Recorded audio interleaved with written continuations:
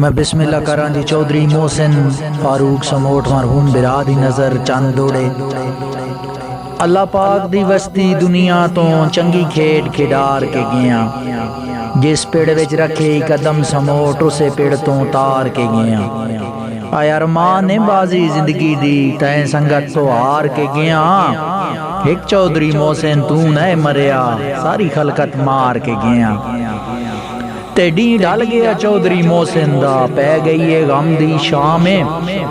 फिर कहनी बाली मार के चावना सखी पीर अली दा नाम। कोई इंज दा जुल्म कमाया सनिया थी संगत गई बदनाम। अध रात समोट च तड़प के पीता थी संगत दे मौत दा जाम। ते जड़ा पाली है फरत खजूर दा बूटा दुप्पा चढ़न ते देंदा छा नहीं।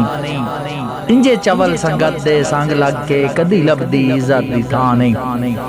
ते जेड़े डागो वन ओ पेड़ दे विच किसे तौर ठरेंदे हाँ नहीं। मुक्के गरज ते संगी मतलब दे वत भूल के चाहिंदे ना नहीं। ते शाला टुरदा सज्जन कोई ना वेखे। शाला टुरदा सज्जन कोई ना वेखे हाल वेंदन किंगरे हाँ दे। चिट्टे डींकू रात मालूम होंदी टोर वेंदन सजन जिन्हां दे। दोए बावां गल विच आ वेंदियन होंदन वैण किसे दे नां दे।